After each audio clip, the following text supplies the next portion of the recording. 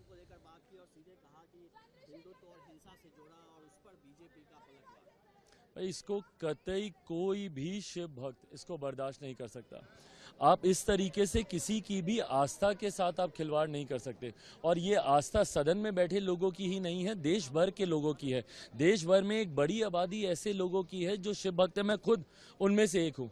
जिस तरीके से भगवान शिव की तस्वीर को बार बार उठाकर आप ताना ही कस रहे थे ना, आप तंज ही कर रहे थे ना कि भगवान शिव ने बोला डरो मत, डराओ मत। जिस तरीके से, जिस अनादर के साथ आप उनकी तस्वीर को रख रहे थे, उसके ऊपर कागज पत्री रखी जा रही थी।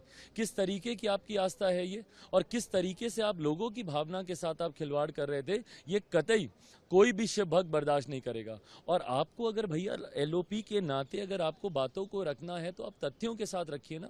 जिस तरीके से हर विषय पर इन्होंने भ्रमित करने का काम किया, चुनाव में भी इन लोगों ने यही किया। चुनाव में भी कभी आरक्षण को लेकर, कभी संविधान को लेकर इन्होंने भ्रमित करने का काम किया। आज भी सदन में इन्होंने यही काम किया।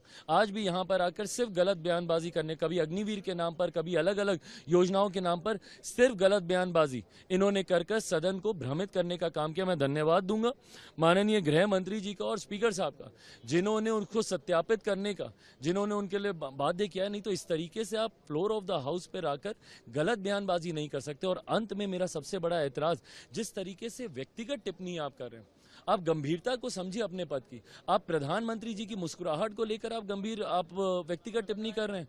आप स्पीकर साहब के कि वो कितना किसके लिए झुके नहीं झुके, किनको उन्होंने कैसे प्रणाम किया नहीं किया, आप उसके लिए टिप्पणी कर रहे हैं। क्या ये मर्यादा रह गई है सदन की? अगर आप एलओपी के पद की गरिमा को अगर आप नहीं बना के रखेंगे तो ये कहने का कोई मतलब नहीं है कि भैया विपक्ष कोऑपरेट करेगा। कहीं से ही आपका कोऑपरेशन नहीं दिख रहा है। ये दिख रहा है कि आपके अंदर कितना ज्यादा विष भरा पड़ा है कि भैया इस तरीके की टीका टिप्पणी और सदन को भ्रमित करने वाली बातें आप कर रहे हैं।